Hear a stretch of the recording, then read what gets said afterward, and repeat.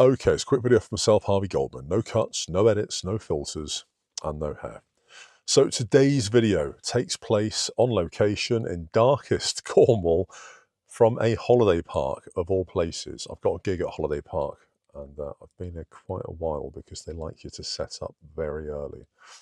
So this is probably the first of many videos. So today's video is the rapid exodus from the UK of skilled workers. Basically, skilled workers are now leaving the UK along with all the rich people in droves.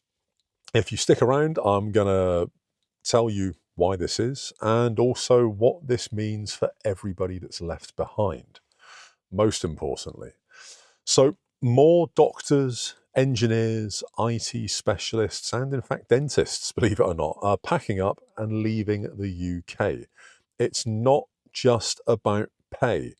It's about respect. It's about opportunity. And most importantly, it's about the actual quality of life.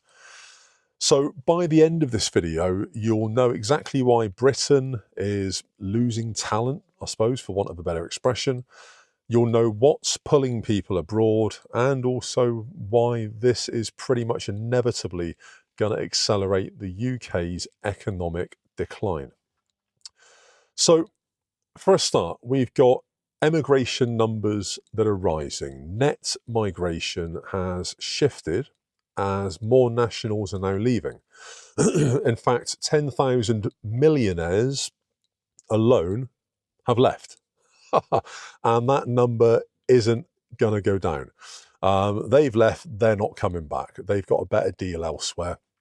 Between the last government and the current government, and now Rachel from Accounts and her batty ideas about taxing people that are, I mean, although they use loopholes to manage their money, they use tax avoidance techniques and they buy all the assets and everything else.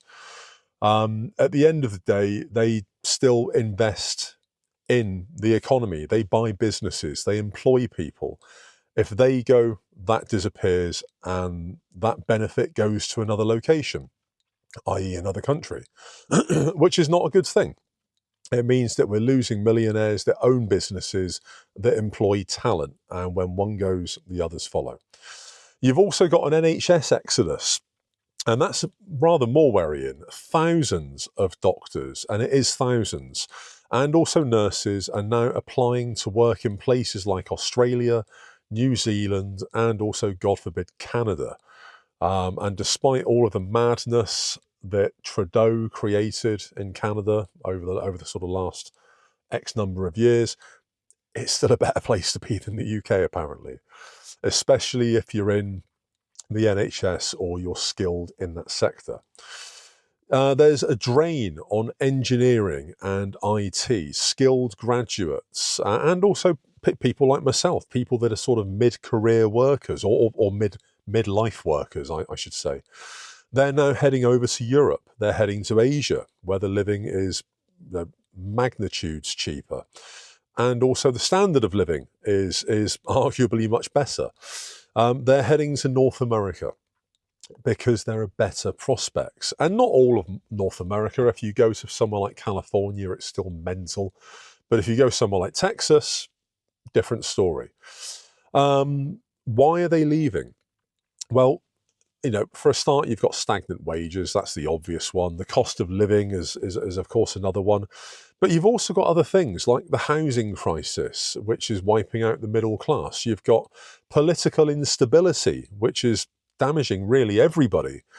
When rich people leave, it's basically a sign of the times. They are literally the canary in the mine for the UK, and that canary's long dead. You've got people that are seeking a better work-life balance. You've got people that might have the 2 or the 2.4 children or whatever, that now want a better life for their kids. They don't want their kids to grow up in a society such as we've got now in the UK. And I mean, really, who can blame them? I don't want that for my kids either.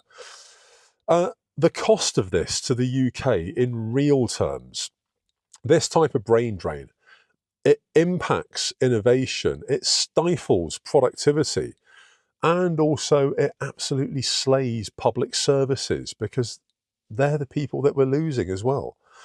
You know, you've got people, as I said, in the NHS that are skilled, that have been propping the NHS up for years, being skilled at their jobs on arguably crap pay.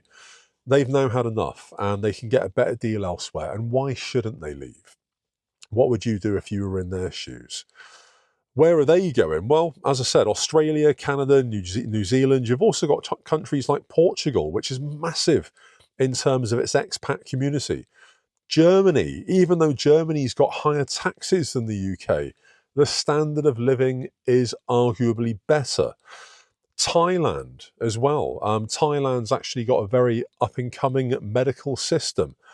I wouldn't say that it rivals the NHS, but certainly there are many skilled surgeons. You can have pretty much any medical procedure you want in Thailand for a fraction of the cost that you can have anywhere else. And arguably the same as I did with my teeth, you know, just because you're getting your teeth done in something that 40 years ago was a third world country, you know, they're still trained as dentists in Turkey. They still go to dental college or medical college. They still get degrees. It's not a third world dust bowl. You know, people need to really get over that. And it's the same with Thailand. Places like India, you know, some of the best surgeons in the world, the people that are really forwarding different types of medical procedures, that's where they come from. That's where they're trained. We were lucky to have those people working for our NHS and working for our hospitals in the UK. And we should be sad to see them go. So how do we fix this? Well, to be honest, we can't. There isn't anything that's going to fix this beyond the ability to jump in a time machine and roll the clock back maybe 10 years and prevent it before it happens. All we can hope is that a lot of these proposals that are being forwarded by New Labour and all the rest of it, that they don't go through, that this gets halted. I think at this point, the writing's on the wall, the damage is done. As I said, the canary down the mine is dead. At the end of the day, we need to stop it from getting worse. Otherwise, what are we going to have as UK citizens?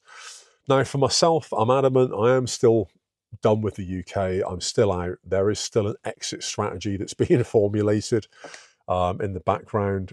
And I did say back in January when I started my channel that about 2.5, 3 years, I'll be looking for the front door. That's still the case, still very much the case. I will do another video coming up with a different dive on some other countries that I've looked into and how that's going. It was really interesting the last time I did one. I think it was about a month ago. Lots of people chipping in on where they aspire to move to or where they're looking at moving to, or indeed people that have already moved and maybe have been in a foreign country for some time and how they feel looking in on the UK and just seeing the chaos that it's in. And I think, to be honest, we should all be so lucky. So look, YouTube's going to put another video there. Like, follow, subscribe, ring the bell, all that jazz. And seriously, drop it in the comments. Let me know your thoughts. Really interested to find out. Goldman, peace out.